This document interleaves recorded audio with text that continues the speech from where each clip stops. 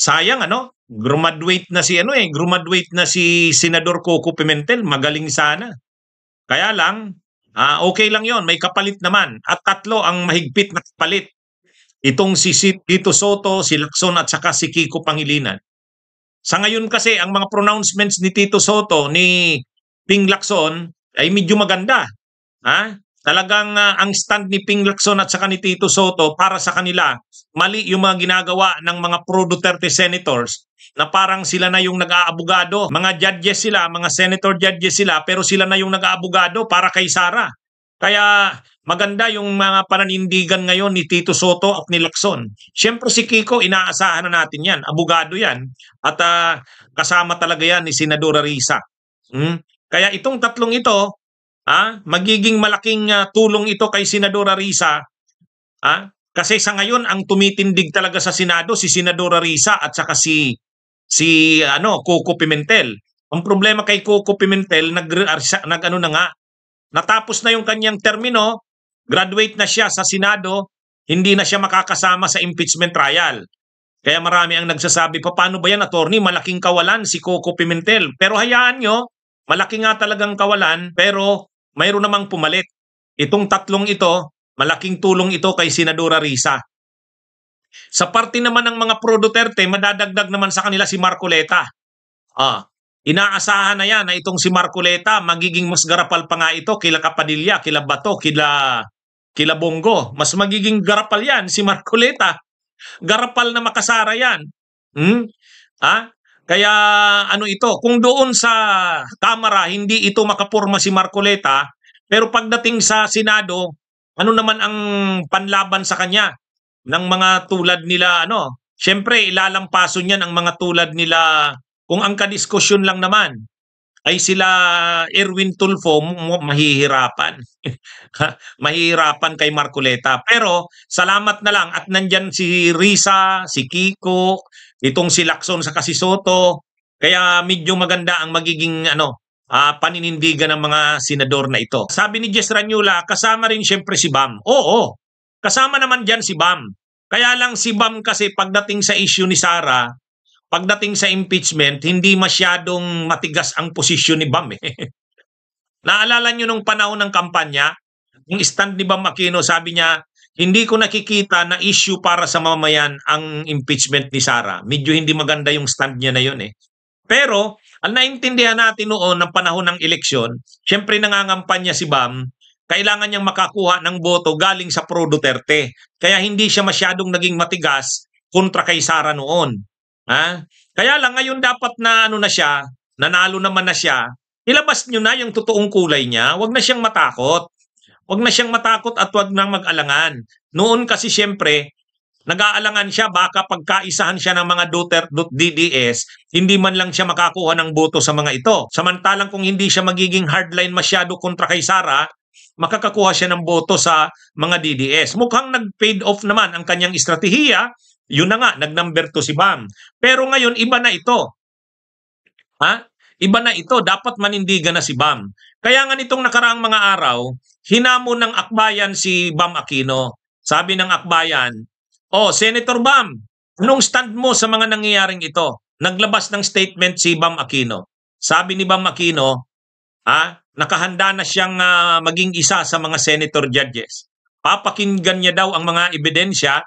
Sa tingin ko naman, si Bam Aquino, magiging talaga yan, magiging fair yan, pakikinggan yan ang mga ebidensya, at sa tingin ko, pag nakumbinsi si Bam Aquino, talaga namang ikukonvict niya ni Bam si Sara Duterte. Kaya lang ayaw niya muna kasing magposisyon kung ano siya, basta siya, senator judge siya, pagdating ng trial, papakinggan niya, aalamin niya yung mga ebidensya, saka siya magdidesisyon. Pero dito kasi sa labanang ito, kailangan hindi ka lang magiging neutral eh. Kailangan mong itaguyod, ipanindigan yung konstitusyon.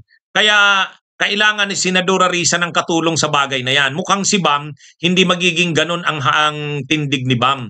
Kumbaga medyo may pagka-neutral si Bam. Pero pagdating naman sa talagang maninindigan para sa konstitusyon, sa kung ano ang nasa batas, kung ano ang nasa konstitusyon, si Risa Hontiveros ang talagang maninindigan dyan. Na maganda dyan na makakasama niya itong tatlong ito. Sa tingin ko si Gatchalian hindi magbabago ng stand. Ah, maganda naman yung stand ni Gatchalian. Sabi ni Ramon Soriano, huwag kayong mag-alala kay Bam Aquino sa tama lalagayan. Oo, alam naman natin. Si Bam Aquino naman, alangan namang hindi kasama yan. Kaya lang, ang napapansin ko kay Bam, playing safe. Pagdating sa pagiging paninindigan talaga, medyo titindig yan si Bam na neutral. Pero pagdating ng botohan yan, kapag nakita niya na yung mga ebidensya, buboto yan para i-convict si Sara. Kaya lang ang kailangan kasi dito sa labanang ito, medyo hindi ka neutral eh. Kailangan ipaglalaban mo ang saligang batas. Dito maninindigan sila sila Risa, sila Kiko, at saka itong sila Tito Soto at Lacson. Ito ang makakaharap nila Marcoleta, sa kanila Amy Marcos. Ayan mga kabunyog, mga kababayan. Si Raffy Tulfo sa sila Erwin Tulfo, sabi ni Salome Seismundo, sana si Raffy Tulfo makatulong din, kaya lang cute lang din. Oo. Yan? Yan sila Raffy Tulfo, hindi naman yan makasara, pero hindi masyado yung maninindigan. Ang style ng Tulfo, playing safe din yan. Pero pagdating sa butuhan, sa tingin ko, buboto yan para sa conviction nila Sara, sila Raffy Tulfo, saka si Erwin Tulfo. Kaya lang, ang kailangan kasi dito, makikibardagulan. Kasi magiging talagang garapal yan, sila Marcoleta, sila Amy, sila Bongo, sila Bato, sila Padilla, ay magiging garapal yan. Magiging garapal yan na pro-Sara talaga. So dyan sa punto na yan, kailangan harapin yan sila Marcoleta. Ito ang haharap dyan. Risa, Kiko, Tito Soto at Lacson. Kasi ngayon pa lang, matapang na ang mga statement ni Lacson at ni Tito Soto eh. Matapang na. Ano ito? Si Bam Aquino, alam naman natin si Bam Aquino. Aquino yan. Kaya lang, ang politika kasi ni Bam, ayaw niya nung masyadong nakukulayan. Alam natin si Bam. Pagdating kay ang panindigan ni Bam, pagdating na sa ganyang issue ng impeachment, siyempre, puposisyon yan si Bam na siya ay neutral, impartial. Hindi yan makikibardagulan masyado kila Marcoleta. Si Bam, hindi yan. Hindi yan makikibardagulan, makikibakbakan kay Marcoleta, kay Padilla, kay hindi. Yan, magiging impartial yan, neutral yan si Bam. Pero pagdating na ng butuhan, i-convict niyan si Sara. Ganyan naman yan. Alangan naman. Kaya lang, ang sinasabi natin dito, yan yung talaga, yung makikipagbakan kay La Marcoleta. Kasi alam na natin ang gagawin ni Marcoleta. Sus, alam na natin yan. Alam na natin yung gagawin nila Amy Marcos dyan. Kakampihan pa yan nila Cayetano, kakampihan pa nila Chis Escudero, kaya medyo mabigat ang laban. Sino ngayon ang makikibakbakan din? Ayan si Risa yan, si Kiko Pangilinan. Sasabayan yan ni Tito Soto, sasabayan yan ni Lacson. Si Gatchalian, supporting yan, supporting. Sila Raffy Tulfo, Erwin Tulfo, sila Bam Aquino, yan? Siyempre, pro-impeachment yan. Kaya lang, hindi masyadong maglalabas yan ng stand nila, sila Bam Aquino, saka sila Raffy Tulfo, Erwin Tulfo. Ang sasabihin yan, papakinggan namin ang mga ebidensya, saka kami magdi-decide. Ganun yan. Yan yung analysis natin. Anyway, papasok na tayo, palapit na tayo sa impeachment. Mga kabunyog, mga kababayan, patapos na ang June 30. Pagpasok ng July, maghahanda na tayo sa impeachment. Siya nga pala, tulungan niyo po ang bunyog, nag-organize kami ng malaking rally sa pagsisimula ng impeachment. Ang impeachment trial ay magsisimula July 29. July 29. Kasi July 28, State of the Nation Address. State of the Nation Address. Sabi ni Omar, paano si Senator Lapid? Si Lapid, manunood lang yan, tahimik lang yan. Buboto na lang yan sa dulo. Kung ano ang sabihin sa kanya ng mga kasamaan niya, yung close sa kanya. Mukhang ang close sa kanya, sila Loren Ligarda. Mukhang ang nakadikit kay Chis Escudero, ay kay Lapid, si Loren Ligarda. Kaya kung ano ang boto niya nila Loren Ligarda, doon din yan si Lito Lapid. Abangan natin. Anyway, yan mga kabunyog, mga kababayan. Minura tayo ni Alberto Bio. DDS na DDS to. Mahilig magmura. Oh. Ha? Mm. Anyway, ang sinasabi na, hindi lang naman talaga ito. Ang lalaban diyan kila Marcoleta, kila Bato, kila Bongo, kila Aimee, hindi lang naman itong tatlong ito. Siyempre sasamahan sila ni Risa. Siyempre si Bam kasama din diyan. Pero ang sinasabi lang natin, kumbaga, ang matatag kasi ngayon na sa ngayon sa mga pronouncements nila, si Risa Hontiveros, mananatili yan sa kanyang paninindigan. Ang kapareho ni Risa sa paninindigan, itong si Tito Soto, si Kiko at si Lacson. Kaya sinabi natin na itong trayong ito ang susuporta kay Risa. Siyempre, sila Bam Aquino, siyempre sila Gatchalian, kasama rin yan. Pero iba kasi ang pagka-paninindigan nito nila Lacson, nila Soto. Ngayon pa lang, ang sabi ni Lacson, nakakahiya ang Senado ngayon, sabi niya. Ganon din ang sabi ni Tito Soto, nakakahiya ang Senado ngayon. Dapat kasi yung mga senador, hindi sila tumatayong judges, ay hindi sila tumatayong abogado ni Sara. Saan ka naman nakakita? Senator judge kayo, kayo pa yung magmo-motion to dismiss. O yun, medyo matapang yung statement na yun ni Soto at saka ni Lacson eh. Medyo matapang yun. Ang gusto ni Soto, dapat ang Senado maging kagalang-galang. Ang sabi ni Soto, dapat ang Senado manatili ang integridad nito, yung integrity. Sa ginagawa kasi ni Chis Escudero, nagiging pro-Sara ang Senado eh. Sa halip na maging maganda ang imahe ng Senado, nasisira dahil dito kila Chis Escudero at kila Cayetano. Kaya ang sabi ni Tito Soto, sana mag-ayos naman ang Senado. Mahiya naman. Hindi pwede na ang mga senador pa mismo ang nagmo-motion to dismiss. Ganun din yung yung sinabi ni Lacson.